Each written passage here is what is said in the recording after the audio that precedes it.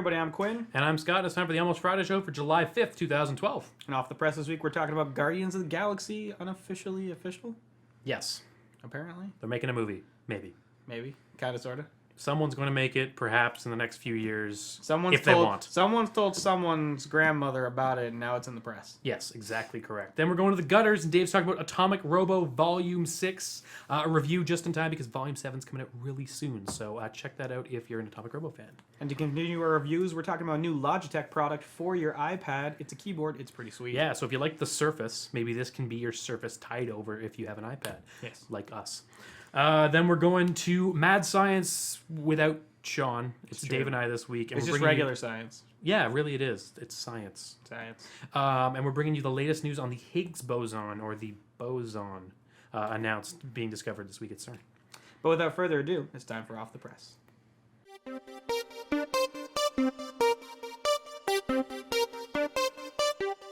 Hey guys, welcome to Off the Press this week. So we're going to start it off with something Sam's excited about. Guardians of the Galaxy movie that has kind of been rumored. It's now unofficially official to be officially announced at San Diego Comic-Con, which I believe is next week. Yes. So basically...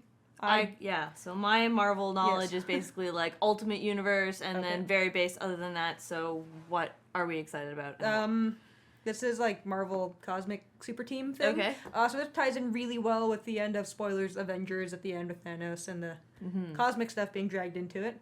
I'm really not surprised that they're bringing these guys in since they did introduce a little bit of the cosmic stuff in Avengers. But this movie isn't going to come out until 2014 in the summer. And so it was originally rumored to come out about May, and so they've moved that rumor to August. Yeah, of the same year, so it's not... Yeah, so it's not that big of a delay. No. Only now it seems instead of being in front of all the other superhero-themed movies that are coming out, it is now after them. Basically seems to be the time shift there. Sad face. Yeah. Also live action. All right. Which could be interesting because space, and there's a talking raccoon, and a talking Russian cosmonaut dog, and a giant tree that only says Groot. Yeah. Well, people are a lot more accepting of 3D and live action together than they used to be, especially because tech is so much better and stuff like that. Yeah, because tech and CG is so much better now. It's like talking to a animated thing. Isn't that weird? But I think it still looks a little bit awkward. Yeah, and for all you know, they may choose to mocap it. Yes. Which means you can act with an actual person. That's true. And then, it just becomes an animal. Well, even later. with, like, Ted coming out last week, that wasn't super awkward, and I saw some behind-the-scenes stuff of Ted where they actually had a puppet bear talking to the guy. Yeah, it's mocap most of the time, Yeah, so maybe... I hate Seth MacFarlane for that, but we won't touch it. Yeah, no, we won't. It's like, I saw behind-the-scenes stuff, I'm like, oh, this tech is really cool. Oh, yeah, yep, that's it. That's all I like about this. Absolutely. So, Guardians of the Galaxy officially. Officially. Woo! It's pretty much the week of rumors around here on the show because the next thing we have is the, release clip promo teaser thing trailer from the Inspector Spacetime parody series that is not called that. It is called the Untitled Web Series about a space traveler who can also travel through time. Yeah. So there's that. So pretty much the clip is the only thing that's up right now, and well, it's a fan video of a fan video. Yeah. Basically. But I mean, it's going to be a high budget. High-ish budget. The Kickstarter did fine and stuff. So it could be fun. I don't know. At the very least, all of the community will probably show up to support it initially, so they'll have that behind them. And then if it's fun, if they want to keep doing it, I'll give this, no reason why it's not. a web series. It doesn't cost me money. I can find it for free without feeling guilty. Yeah. So I'll probably give this the old 6-episode try. Same as always. Yep. So that's pretty cool. And gosh, there's just not a lot this week, is there? It's a really short week. It's a super short week. So we'll go out with the releases. Spider-Man is already out in theaters. The Amazing Spider-Man. The Amazing Spider-Man is already out with Andrew Garfield as the new Peter Parker. So far, the reviews for that have been extremely positive. We haven't seen it yet. We will get on that. My coworker, who has loved Spider-Man from his very core since he was 3 or something, said it was really good. So Sweet. I'm going in with middling expectations It's instead of really low ones. Yeah. Yes, exactly. And he's also not crazy. He knows what good know, films look like. A little and crazy. stuff. Probably. I've met him once. Probably a little bit crazy. Yeah. That's true. Out on DVD and Blu-ray is Treasure Planet. So Yay for Disney re-releases. Yes, that was only put in for Quinn's benefit because he likes that movie. I also like that movie. I have a lot of technical issues with it. Yeah. But it's fun, and if you were the right age when it came out, like, of course you're still in love with it because it's pretty rockin'. It's like Titan AE, but Disney. In space. Basically. Yeah. Titan AE was also in space. It's true. Titan AE with pirates. Yes. Basically. go. There you go. Titan AE. with And pirates. in video games this week, we have that Final Fantasy music game whose name I'm not going to try to pronounce. Theatrhythm is so far our Theatrhythm? favorite way Yes. to pronounce it. It's rhythm. All right. If anyone wants to send us a pronunciation key, feel free to do that. We'll correct I ourselves have like next 3 episode. workers that we're talking about, and they all pronounced it a different way. Yeah. It's awesome. But it looks like fun. Mm-hmm. And I'll probably pick We it out because I also- like rhythm-based games. And it's really cute in Yeah. Final Fantasy. And you get like a little thing to put on the end of your stylus that's a cloud strife, and it's cute, okay? All right. We also have The Secret World, which is an MMO set in modern day that one of your friends are really excited for. Oh. Who drove me home in TCAF. Oh. Cameron? Cameron, that's it. Yeah. One of our buddies is really Oh. excited about it. That's the massive amount of press we have for this one. Yep. And so that pretty much wraps it up for this week. Hopefully we'll have Short something week. a little bit more exciting for you next week. From San Diego Comic Con.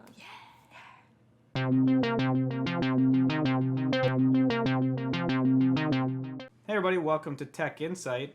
And the world was on fire today for a brief moment because Apple servers weren't working properly. Yeah, so the creative Instapaper accidentally found this out by updating an upload for uploading an update for Instapaper. Basically, what happens was if you download the update through the normal update parameters on your iPhone or iPad, the app would be destroyed because of a corrupt file. So you actually couldn't open it. It wouldn't even show the splash screen. It would just freeze and then stop. And then if you deleted it and went and reinstalled it again, it still didn't work. Yeah, so he threw a big fit, and then by about, 5 or 6 o'clock Eastern time today, Apple was like, look, we know it's a DRM thing. Something on our DRM servers is just broken. We're dealing with it. And as of maybe half an hour ago, it's completely fixed. But this showed up 3 or 4 times on every major news site on the internet today. Yeah. Internet-type news sites. Because that's really all they have to talk about. Because someone's going... Oh, there's an update to Instapaper. Oh, it's crashed everything, and then they have to write a blog post about it. Yeah. So, if you need to update your apps, you're good to go now. But if you're living in the past, don't do it yet. If it was 4 hours ago on day of recording, just don't. If you're in some sort of weird time warp thing where you've gone backwards, but you know what? You're probably okay. Yeah. Next up, we're talking ACTA, which is the international version of SOPA, essentially, the anti-counterfeiting trade agreement. So it's more like an international agreement saying, if someone in Europe is infringing on American things, that's an American crime and crap like that. Yeah, basically just a whole world of hurt for people doing things on the internet. Yeah, and it would be things as simple as, let's say you're a photographer, you took a photo, you're selling that photo. I download the crappy version off your website and put it on my blog. You could charge me with a crime for that under ACTA. Yes. Which is a little ridiculous. Well, you can do that right now, but you're limited to the country that you live in if the other person also lives in the same country. Yes, and it's not a criminal offense. True. So, it basically expedites a lot of things and kind of blows a lot of things out of proportion. And the European Union voted against it 478 to 39. Very, very handily against it. Yeah. So that means no EU countries will be participating in ACTA, which is a big hit to ACTA, although the US is still technically on board and Canada's a signatory. So that doesn't mean ACTA won't go forward, but it might be reevaluated because the EU said no. Yeah, I mean, basically, I can understand why America's on board, because America needs to find more reasons to sue other people. Well, yeah, and sue them everywhere else. Yes. I mean, they already have enough They're lawsuits running going out of on. people to sue in the States. They need to branch it. It's a problem. That's I agree. true. Yeah. So Those lawyers get upset when you don't live here. I can't do anything about it. But this could let them, and that's why they're so adamant about it. So nothing breakthrough on that yet. It's still kind of floating around, but with the EU siding heavily against it, that could be in the favor of getting rid of it entirely. Next up, some good news. If you wanted Windows 8, which is coming out in the fall, we're both pretty excited for it. Yeah, for the first time ever for a Windows operating system, I think. It's true. And the upgrade price has come in at something perfectly reasonable. I was worried it was going to be $99.99. Yeah, so it got announced that it was $39.99, and when I read this, or when I saw that number, I thought, okay, well, it must be for people who are on Windows 7, because it just paid into that. People on Vista or XP, they're going to have to pay more. Not the case. Yeah, $39.99 for everyone from XP and up. Which is like everyone in the world. And you get for that price, regardless of what version you're on, you get the comparable version. So if you're on Pro, you go to Pro. If you're on Home, you go to the regular version of Windows 8, things like that. So that's really cool. Now, the XP upgrade is not actually an upgrade because they can't. Yes.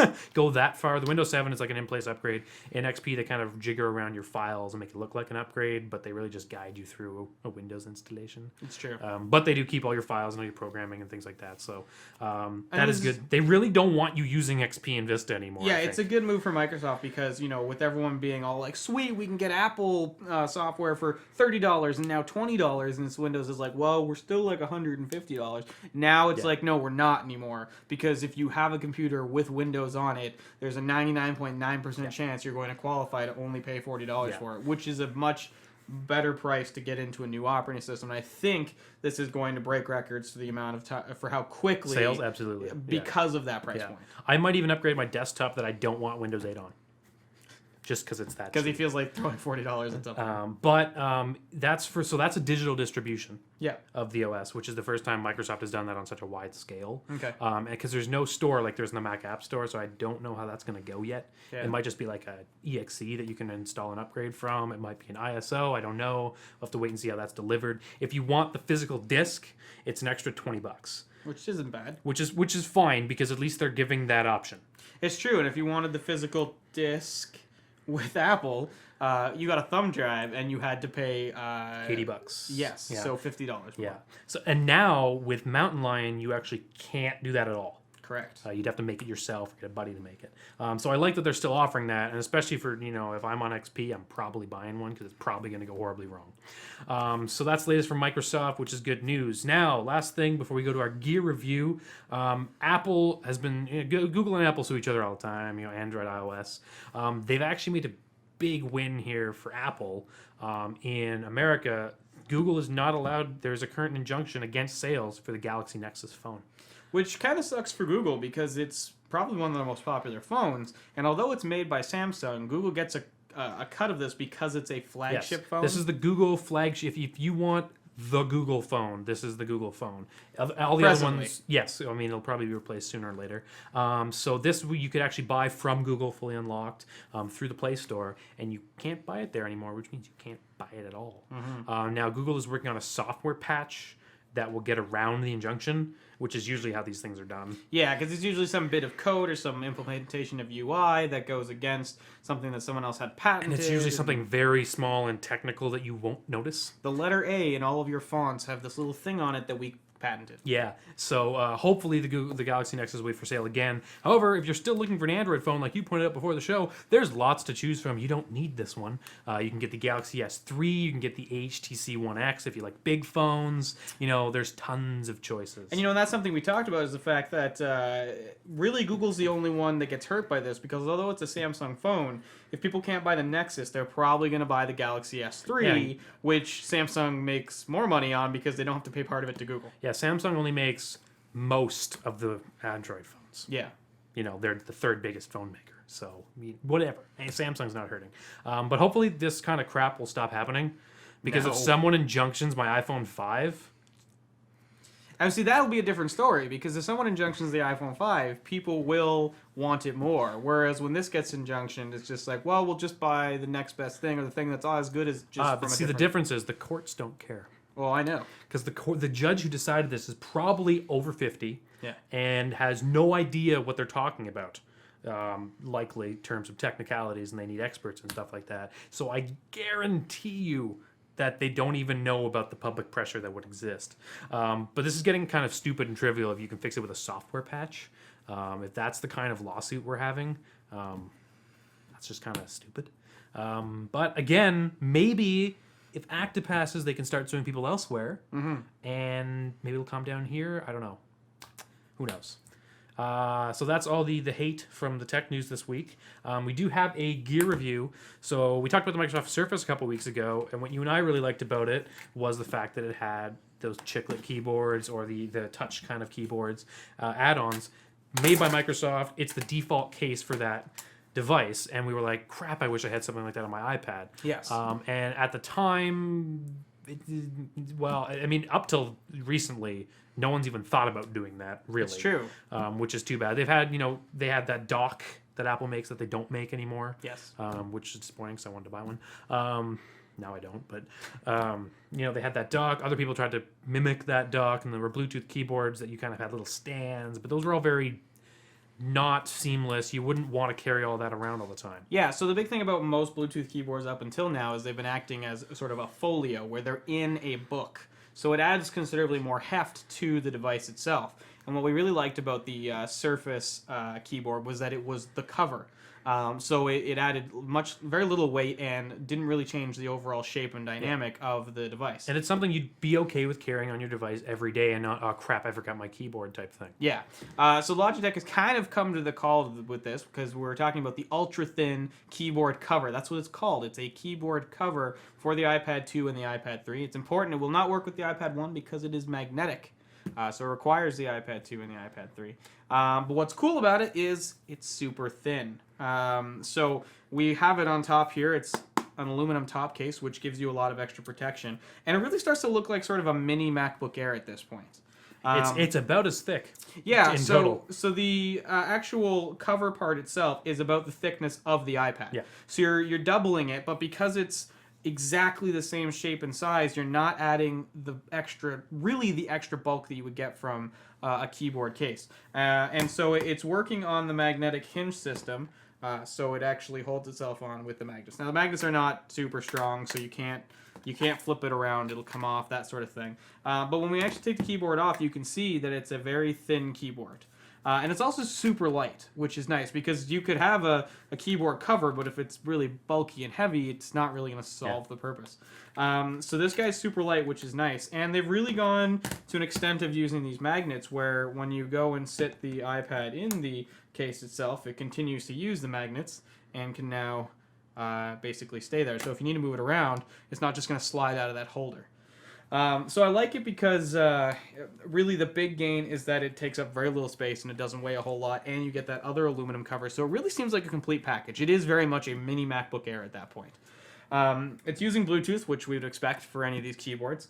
Logitech is claiming a 6-month battery life on a single charge, based on, I believe, 2 hours of usage a day. Bold. Is what they claim.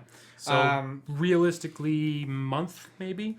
Well, I don't know yet. I got it about a week ago. I didn't charge it when it came out of the package, and I haven't charged it yet, and it hasn't even begun to warn me that it's low or anything like that. The keyboard itself is fairly simplistic. You've got a charging port on the side here, which is micro USB. You've got an on-off switch for the keyboard itself, and you've got a Bluetooth pairing button. You just go in, you can pair it. You don't have to type in anything, which you sometimes do. Once it's paired, you can just turn it on and off, and it will just start working. You don't have to go back in and reconnect it every time. And you've had no problems with that turning on and off? Because I know Bluetooth is the worst connection. No, actually, you turn it on, and within about 5 seconds, it'll key up onto the iPad. What's great, and I mean, it's nothing special about the Logitech keyboard itself, but most of these guys have their own sort of iPad-centric top row. So you've got a home button that you can push. You can double tap it to bring up your multitasking. You've got a function key down here, which gives you a lot of the other controls. And you can do things like lock your screen, turn your volume up and down, mute it, play, pause, skip tracks. You've got full copy and paste. What I like, too, is their selection tools. They have a select forward, select backwards. So wherever your cursor is, you can function select to jump back, and it'll do word, word, word, word to do a selection. And then you can use your copy, paste, and cut from here if you want to. And you can also bring up your keyboard as well if you need to get at a special symbol or anything like that. And you've got a key to jump you right to the search Spotlight search. Okay, yeah. The keyboard itself is very nice. It's a chiclet style. I found the response very good. It's comparable. I mean, if you're used to typing on like the thin Mac keyboards, it's a very similar experience. The keys are smaller than a standard keyboard, but they're not so small that you have to relearn how to type it. If you got any of the later netbooks that are like the 10-inch netbooks, Yeah. very similar to that, and I had no problem typing on a 10-inch netbook, and I have giant hands. Very similar. I had no problems typing on this. Yeah, so I mean, some people complain that if you do have big hands, it's kind of a little bit faster if you do the 2-finger typing. But I found that I could. I would disagree. I found that I was able to use my full hands with very minor adjustments to how I was typing. So I mean, I really like it. My only problem with it, there's sort of two things, is that because the magnets are designed to be a little bit weak, when you put this away in a bag or something like that, it can shift and come undone, which will wake your iPad back up again, because this is using the magnet lock. So it is working like a smart cover where it will put your iPad to sleep when you do this. And the problem I ran into was that with my iPhone, I typically keep Bluetooth on all the time because I've found that it just connects and disconnects when it needs to. So I had left the Bluetooth on this, and I put it in my bag, and it shifted a bit. And because it shifted a bit, it now turned it on. Connected them. Yeah, and my iPad went from having an 85% charge to having a 35% charge from sitting in a bag for an hour and a half. So, you know, this keyboard does drain a lot of power from the iPad, or at least the Bluetooth in the iPad gets drained fairly quickly. And because those magnets aren't super strong, it can shift ever so slightly, then connect itself, and then drain the battery.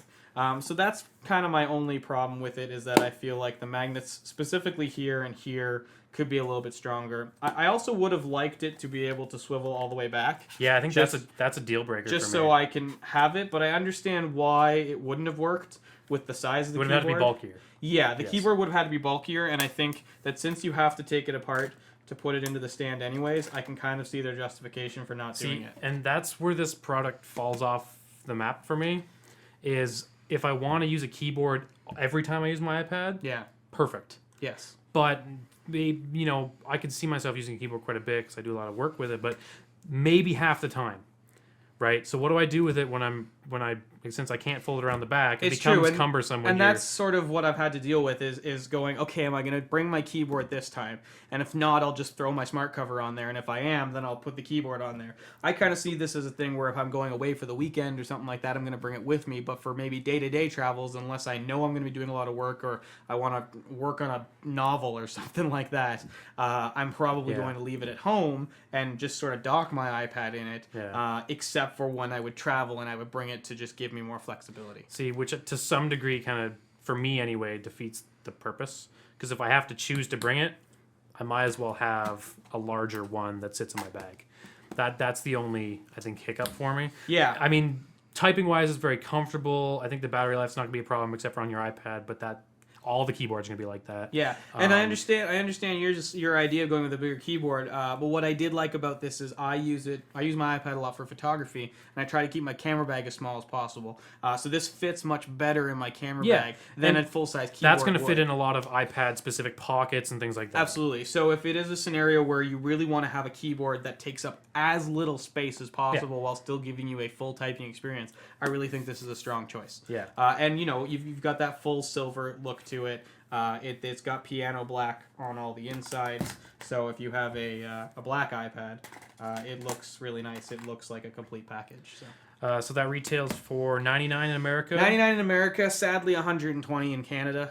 So it is pricey, but not outrageous because most keyboards are around $100. Yeah, for little Bluetooth keyboards, it's not really that far, and for iPad keyboards, it's right in the market essentially. And I would argue the build quality on this is probably the best I've seen from a keyboard. One of the better ones. I mean, Logitech's one of our favorite peripheral companies. They've always made generally good, long-lasting products. So that's keyboard. If you're looking for a keyboard for your iPad, if not, I'm really curious to see what Microsoft comes up with. Absolutely. Because from what they were demoing, it looked like I wouldn't have to choose to take it or not. So we'll have to wait and see.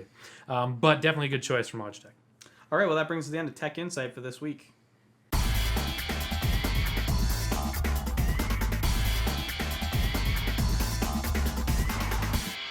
Good evening, everyone, and this week on From the Gutters, we're going to be talking about a book called Atomic Robo Volume 6, The Ghost of Station X. This is the 6th volume thus named Volume 6, in a series called Atomic Robo. This is such a great series. I love to start with Hellboy. This is Hellboy if Hellboy was a robot and the stories were very family oriented. This is an all ages book. And recently schools have gotten onto this whole thing and they're buying up copies and having those as reading books for the kids. This particular volume is about someone making an attack on Atomic Robo, and they're trying to figure out all these different conspiracy theories.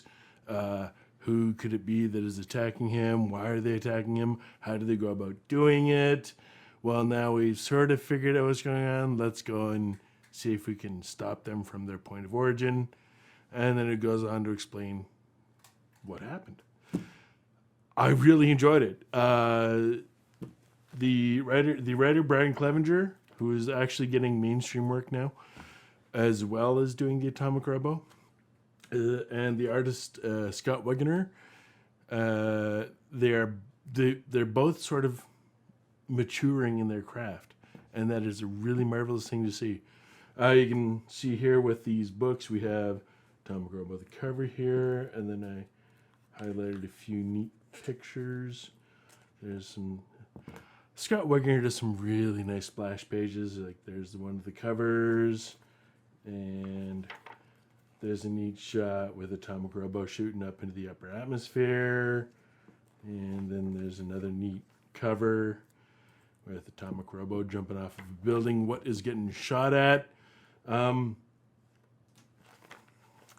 This is a great product. I've really enjoyed these, and these books are getting better and better as time goes on. I'm very excited about Volume 7, which is coming out now in individual issues. The first issue came out this past Wednesday, at least in Canada. There have been a few mix-ups in terms of the United States is getting it earlier for whatever reason. I don't know why. But all in all, this series, Atomic Robo, excellent. It's an excellent family book, which is to say if you really enjoy comics and you have children and they're sort of getting into the learning how to read thing, great series. You do not have to get it from the very beginning. You can get any volume you see. I recommend getting it from the first volume on, but you can get any volume you want. They really sort of stand alone. And they've gotten such great reviews from kids too, which is such a marvelous thing to see. Because there's a big movement going on right now. Comics are for all ages, including children. There's some people who have a problem with a lot of the comics that have come out strictly for adults.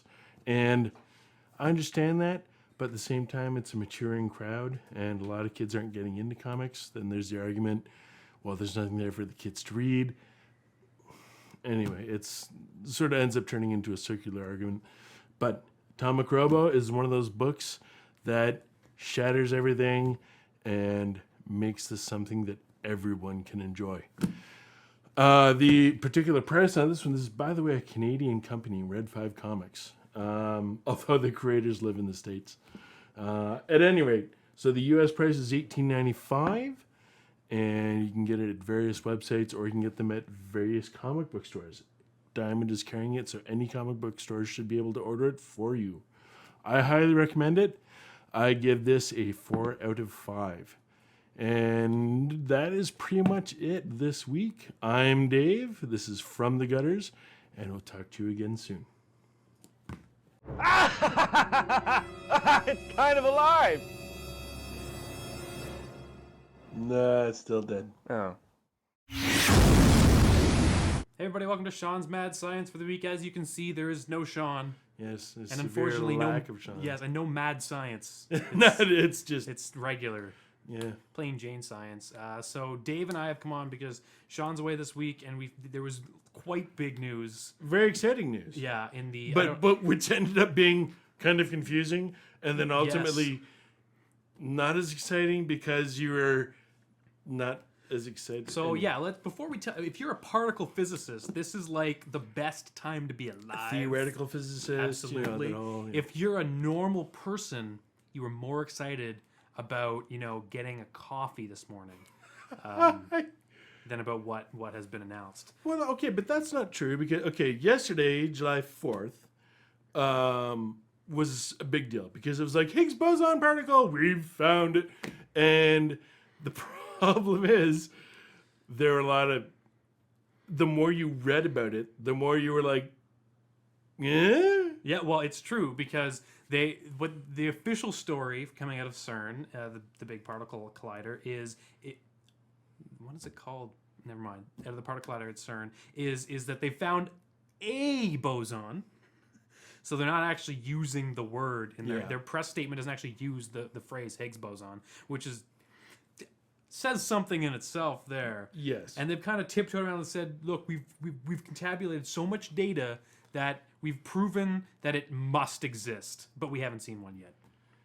But then you also have the problem of when you get into particle physics, of we've seen it, therefore we can't know anything else about it. Yes, exactly. So there are a bunch of conflicting things, but the conflicting reports are based entirely on the science behind particle physics, and it's very confusing. My personal take on all of it is, after all is said and done, there is enough news that says to me the Higgs boson is there. Yeah, I think that's the consensus. That I totally agree. If we put aside the fact that neither of us know enough about particle physics to even...